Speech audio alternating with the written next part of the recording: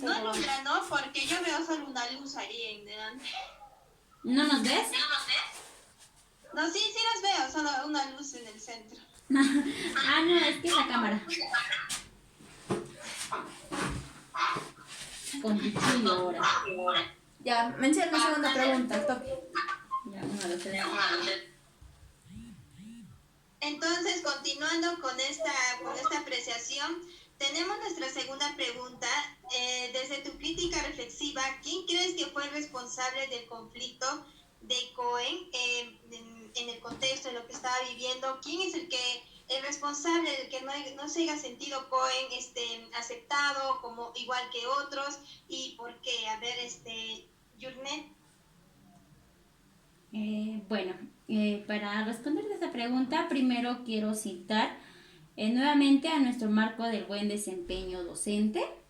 El propósito que nos menciona, que dice, ¿no?, que una docente siempre debe llegar ¿no?, a la reflexión de la práctica, promover la revaloración social y siempre prestar una atención en los niños y formar de manera adecuada e integrada. Si bien sabemos, desde mi perspectiva, creo que no hay un culpable, ¿no? Simplemente es la sociedad, ¿no?, en el cual se desarrolla esa película. Podemos ver, ¿no?, como podemos ver, en el que se desarrolla esa película, todos están cegados, no, con falta de información, no hay una clara información de es desconocimiento, ¿no? Y también por parte de los docentes, que les falta ese don de querer investigar más qué puede estar sucediendo con su estudiante, ¿no? Y si no investigan, yo creo que no hay una deconstrucción de su práctica para hacer una construcción nuevamente de la práctica y hacer mejor, ¿no?, su práctica docente y hacer que el niño se integre. Simplemente lo etiquetan como malcriado y ya, ¿no? Y por último, mamita, su mamá es quien ella descubre este síndrome, ¿no? O sea, llevándolo de médico en médico, de psicólogo en psicólogo, llevándolo en lugares donde supuestamente le iban a ayudar, pero no, nos damos cuenta que en el círculo que se desarrolla esta película, la sociedad misma es la que excluye a este tipo de personas. Y hablando desde nuestra realidad, pues hasta hoy en día sucede eso, ¿no? Tenemos niños con con déficit de atención, tenemos niños con síndrome de Down, tenemos niños o sea, creo que nos falta todavía más investigar, ¿no? ¿Cuántos síndromes más puede haber? ¿Qué enfermedades puede haber de discapacidad física, mental, psicológica y todo eso, ¿no? ¿Y qué hacemos los docentes cuando no nos informamos? Pues simplemente aislamos al estudiante, lo dejamos de lado y con los que sí pueden, con los que sí saben, con ellos sí sigo. Entonces, eso se ha visto. Yo personalmente, desde mi práctica, puedo decir que he vivenciado eso. En un colegio de aquí, del Colegio Selva Alegre, hay un niño, había, ¿no?, un niño de 5 años que tenía, si más no me equivoco, el síndrome de Asperger. Y es un pequeño pues que no ve, no te mira a los ojos y está aislado, ¿no? Y cuando los pequeños me comentaban a mí como practicante, me comentaban, no, él no hace nada, él solo juega, la profesora lo deja a un lado y con él no hace nada, Miss. Entonces yo puedo deducir, me doy cuenta que la docente no está siendo integradora con ese niño y que también lo está aislando, ¿no? Y es porque por su falta de investigación, capaz, ¿no? Falta de interés, ¿no? De querer promover fomentar, ¿no?, esa formación integral en el estudiante, ¿no? Es con todos, no con uno nada más, con el que más sabe o con el que menos sabe, no, sino con todos, ¿no? Y esto, ¿no? Creo que los culpables acá, no creo que hablemos de culpables, ¿no?, sino hablamos de una sociedad que ya está formada así, de una cultura que lamentablemente hasta hoy en día prevalece en muchos de estos aspectos. Claro, tenemos que tener conocimiento que tal vez el docente no es el que no es el que tiene que pronosticar la enfermedad del niño, ¿no? Muchos docentes se creen doctores y dicen ese niño es hiperactivo, ese niño es tanto, y ya le están como que dando su sentencia, pero no, el docente no es eso. Entonces, el docente tiene que encargarse de investigar, para poder tratar de llegar o conocer más estrategias para poder ayudar al niño. Entonces, el docente tiene que ser investigador, tiene que investigar, ya sea en su misma práctica o fuera de ella, ya que el docente tiene que desarrollarse profesionalmente y cada día vienen nuevas cosas, nuevos retos, y el docente tiene que estar preparado para ello. Entonces, el docente se podría decir que aquí es uno de los que tenía que estar también, ¿no?, atento a lo que sucedía con Brad Cohen, pero no fue así, ¿no? Muchos docentes lo discriminaron, muchos docentes no le hacían caso, y bueno, podemos destacar que solo fue uno el que le dio esa cavidad de poder él expresar sus opiniones. Y Jessica, ¿qué nos podrías decir? Bueno, muy cierto todo lo que dicen ustedes, ¿no? En esa parte que dijo Sarita, donde dice, ¿no?, que muchos docentes damos el diagnóstico, y sí pasa muchas veces, ¿no? Cuando ves a un niño así que ya, digamos, no te presta atención un momento y ya está pintando, ya se está moviendo, y tiene hiperactividad. Y le dices, mamita, puede ser que su niño sufra de hiperactividad, llévalo a un doctor, y ya lo calificas así, pero muchas veces no sabemos qué está pasando, no estamos analizando, no estamos haciendo el tipo de investigación justo que estamos haciendo, no estamos haciendo un diagnóstico, ¿no? Puede ser que ese niño esté sufriendo de depresión, ansiedad, esté con manejo de ira, no sepa manejar sus problemas, puede ser que haya situaciones en la casa, ¿no?, que le estén afectando, y nosotros podemos decir, no, está mal de esto. Entonces, lo primero yo creo que un docente debe de hacer es investigar, hacer su diagnóstico del niño. Muy aparte de lo que la pregunta que nos hacía la compañera Sarita, ¿quiénes creen que son los culpables, no? En mi parte no creo que haya culpables, ¿no? Sino que una falta de interés de los docentes en esa parte. Creo que los docentes, al observar que un niño está mal así, no solo calificarlo, sino investigar, como ya lo dije, investigar cuáles fueron sus causas, consecuencias, ¿no? ¿Qué consecuencias puede traer adelante si yo le digo a un niño, no, estás enfermo y que te estás haciendo el berrinchudo, ¿no? Pero una causa del COE fue positiva, ¿no? Que tanto que le decían que tú eres malcriado, que tú no haces caso, que lo quieres hacer, no quieres hacer caso, y todas esas cosas, a COE le generó una consecuencia positiva, ¿no? Porque él dijo, no, yo no me voy a dejar vencer por esta enfermedad, es mi compañero de vida y voy a saber sobrellevar esta enfermedad, ¿no? Y justamente Journé mencionaba al docente que le dio la oportunidad de expresarse, ¿no? Es ahí donde COE dice que no me voy a dejar vencer, empieza que cada vez, por ejemplo, que iba a su entrevista, trataba de innovar de una manera para que lo acepten, ¿no? Al principio agarraba y decía, primero voy a mencionar mi enfermedad, que es el síndrome de Tourette. Lo mencionaba y le fue mal. Entonces dijo, no, mejor no lo digo. Y lo dijo, no lo dijo, pero también le dijeron, te llamamos. En la siguiente dijo, mejor digo mi hoja de vida, ¿no? Mi experiencia, qué quiero lograr con los niños. Y como que no entró mucho a detalle de mi enfermedad, pero tampoco le fue bien. Y fue al último, ¿no? Cuando habló cuando las personas lo vieron y dijeron, ¿no? Como que tampoco no le quisieron preguntar de su enfermedad, pero él lo mencionó. Él trató de ser lo más breve de su enfermedad, y también trató de decir sus propósitos con los niños, ¿no? Y por qué quería ser docente. Es ahí donde la maestra dice, ¿no?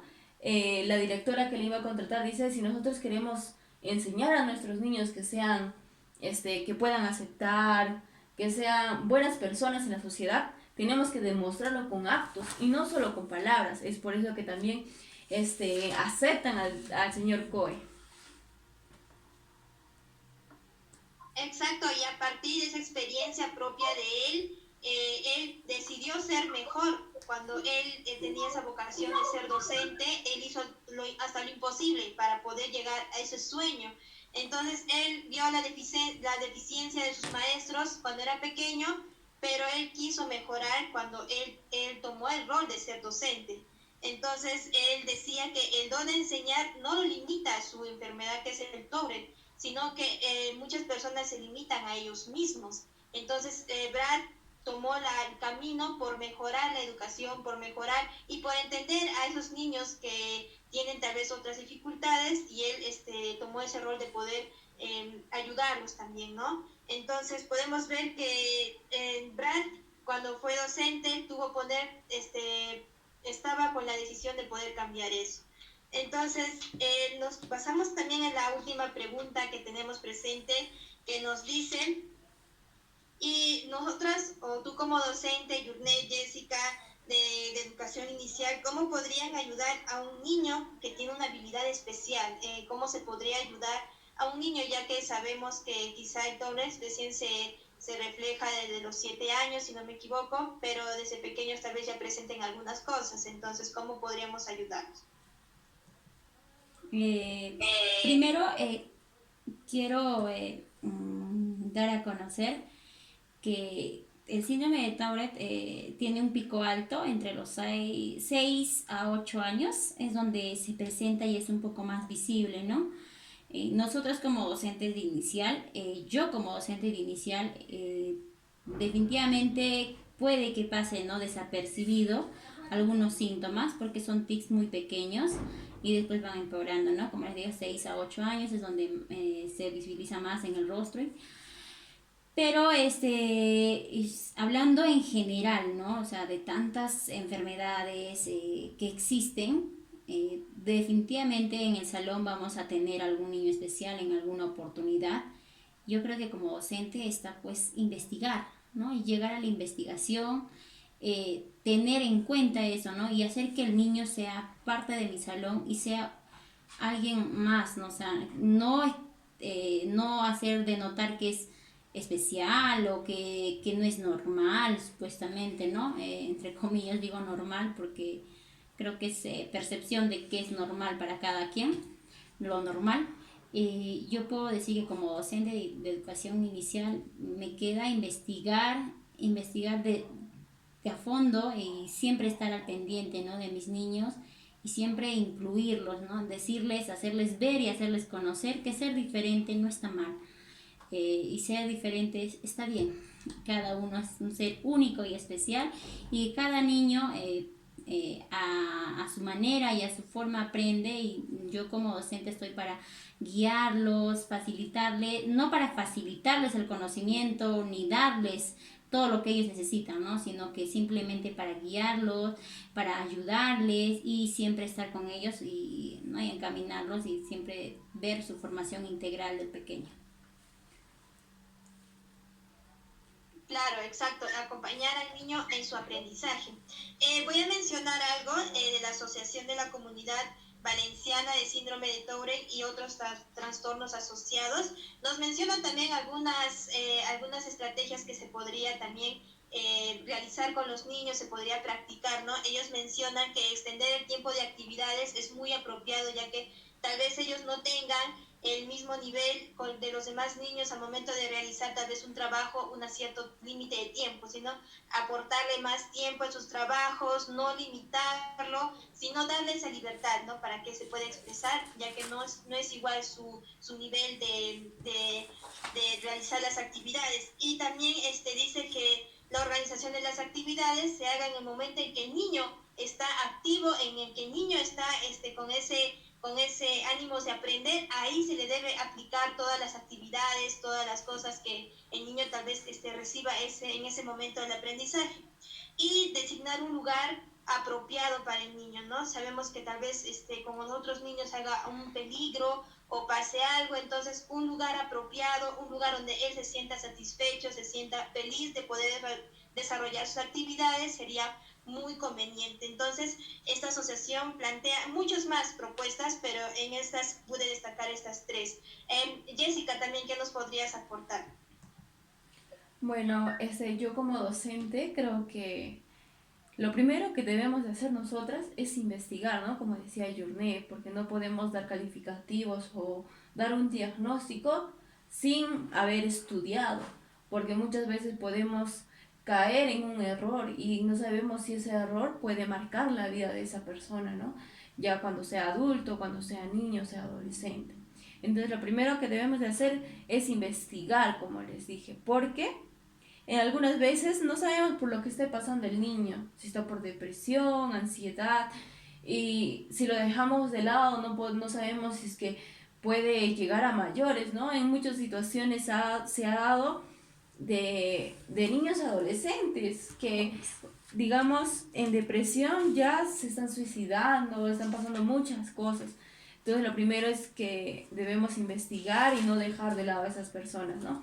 Aparte, como sabemos, hay muchos síndromes el síndrome de déficit de atención, el síndrome de Down, entre otros, ¿no? Entonces creo que debemos hacerlos parte del salón, ¿no? No dejarlo de lado, como decíamos. Entonces siempre guiarlos, tener nuevas estrategias, nuevas metodologías para llamar su atención también, ¿no? Y para algo somos docentes, ¿no? Nosotros debemos de ser innovadoras, creativas, debemos tomar más metodologías, más estrategias para poder generar un clima propicio para nuestros estudiantes. Eso creo que sería todo por mi parte. Exacto, entonces, tanto que hablamos de que el docente tiene que investigar, bueno, una de las investigaciones que estaría muy bien establecida sería la investigación cualitativa, ¿no? Ya que el docente en la investigación cualitativa estudia las cualidades, ¿no? Las virtudes, no tanto cuantificar, sino en poder saber las características del niño. Entonces, esta investigación estaría bien, o también el estudio de casos, ¿no? El poder investigar por qué ese niño se comporta así, por qué ese niño es así o tal vez algún problema en la familia, no siempre es una enfermedad, tal vez algo emocional, algo en la familia. Entonces es muy importante el que el docente tome en cuenta estas investigaciones para sus respectivos problemas que tenga en su práctica o en su salón de clases, ¿no? Entonces, podemos aportar tal vez alguna conclusión, algo sobre la película, o algo para también, tal vez quiere mejorar algo o quiere aportar algo. Yurnet, Jessica. Ya. Ya, por mi parte, yo quería decir, ¿no? Que justamente decíamos, ¿no? Que debemos hacer parte a los niños, ¿no? Y en una parte de la película se observa que hay un niño en clases del señor Cohen, que no sabe leer, no le gusta leer. Entonces, cada vez que el señor Cohen empezaba a explicar, es como que se levantaba y se salía, ¿no? Se salía de clases. Y el señor Cohen siempre le recalcaba, ¿no? Que no podíamos salir sin pedir permiso. Pero él, en muchos casos, omitió su consigna, ¿no? Y una vez lo encontró en el baño. Y lo encontró escribiendo una palabra en la puerta del baño. Entonces le dijo, el señor Cohen se acerca y le dice, ¿no? Sabes que no debemos de salir de clases sin pedir permiso, pero tienes A en caligrafía, le dice, ¿no? Entonces el niño es como que se queda confundido, ¿no? Entonces luego lo lleva al salón y le dice, no vamos a salir en el receso porque estás castigado. Bueno, no castigado, pero le dice que no vas a salir en el receso, y cuando van en el receso, el señor Cohen no es como que lo deje castigado en el salón, sino aprovecha ese momento para enseñarle, ¿no? Entonces le dice, ¿tú crees que para mí es fácil leer? Le dice. Entonces le dice, sí, ¿por qué? Si usted es profesor, le dice. Y él le dice, no, a mí también no me gusta leer, no es que me guste porque se me dificulta, dice. Entonces es una dificultad que le presenta a él.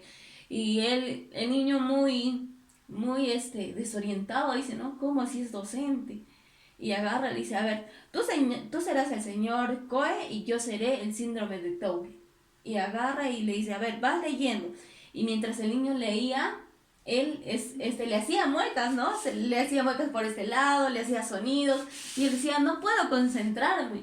Y entonces el niño le dice, ¿ves que para mí es difícil? Es muy difícil, pero tú sí puedes, le dice, ¿no? Entonces le dice, sigamos leyendo. Entonces el niño empezaba a leer y profesor le seguía haciendo movimientos, ¿no? Y como que ya no prestaba mucha atención a esos movimientos, sino que se concentraba a leer y sí podía leer muy bien. Entonces yo creo que el señor Coe trató de mejorar lo que a él le hacían de su niñez, ¿no? A él lo dejaban de lado y él quiso hacer lo contrario de que hacían con él, ¿no? Él hizo parte de a ese estudiante. Eso sería por mi parte. Bueno, para dar una conclusión final, quiero mencionar a Juan Rivera Palomino, que nos habla de la educación, ¿no? Que la educación depende del contexto, ¿no? Y que es algo, viene desde lo genético histórico, ¿no? Desde cómo nosotros percibimos como estudiantes, percibimos nuestro contexto, dónde vivimos, ¿no? Y como docentes nosotros tenemos que tomar en cuenta eso. ¿Y cómo lo tomamos en cuenta? Observando nuestro calendario comunal, dándonos cuenta, respetando su cultura y la interculturalidad de nuestro salón y de nuestros niños. Y también, ¿no? Llegando a la película, hay una parte en la que me emociona bastante, es cuando la pequeña,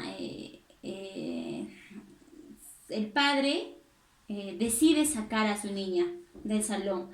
¿Por qué? Por el simplemente hecho de que el profesor para el papá no es normal, ¿no? Entonces, y lo saca, ¿no? Y ese papá no está respetando a su niña, y el profesor, sin más detalles, simplemente lo toma y ya, ¿no? Coe lo toma y ya, ¿no? Lo ve con pena, porque para mí yo vi eso, ¿no? Que él estaba con pena, como a una pequeña que necesita ayuda, porque a él le dieron a los niños que supuestamente tenían algunos problemas y fueron sacados grupitos, niños de distintos salones y le dieron un salón adicional a él.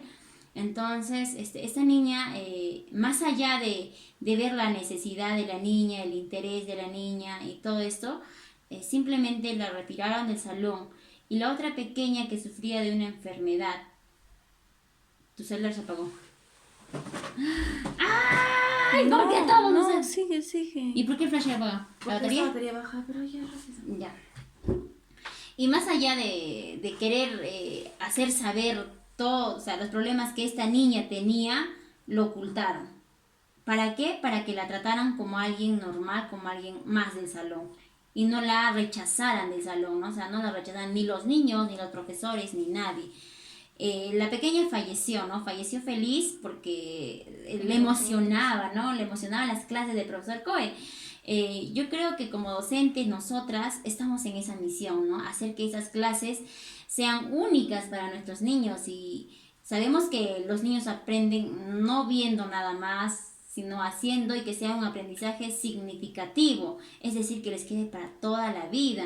Y definitivamente si vamos a tratar a un niño como lo hacía el profesor Coe, dándoles a conocer, diciéndoles que no deben ponerse límites y que a pesar de las dificultades pueden salir adelante, vamos a tener personas de éxito, ¿no? Y adelante. Y nosotros como docentes sabemos que siempre, ¿no? Una sonrisa del niño, un abrazo, un te quiero, es la mejor recompensa que podemos tener, ¿no? Y el profesor Coe también lo era, ¿no? Era feliz viendo los rostros tan felices de sus niños, cómo él interactuaba. A mí de verdad me llamó mucho la atención, me vi y dije, wow, ¿no? O sea, esa vocación de él, de querer siempre, ¿no? Con todos sus niñitos, él era único, ¿no? Y bueno, la verdad es que a mí me encantó bastante esa película porque me llevó a la reflexión de que siempre debo seguir adelante y no dejarme llevar por los problemas, ¿no? Y nunca ponerme límites. Gracias. Exacto, y bueno, yo creo, ¿no? Que el profesor Brad Cohen ha comprendido realmente lo que realmente es importante, la docencia, lo que realmente importa en la educación, porque muchos lo toman como algo muy distante a lo que realmente es la educación. Por ejemplo, Vizcaíno, él nos dice que la práctica docencia muchas veces lo han tomado de otra perspectiva. Por ejemplo, dar exámenes, dar tareas, parciales, por aquí, por ejemplo, dar temas y tal, y muchos piensan que eso es, ¿no? Simplemente dan eso al alumno y ya. Pero va más allá, el profesor Cohen dice, no, esto va más allá de lo que es enseñar conocimiento, sino enseñar para la vida. Él dice que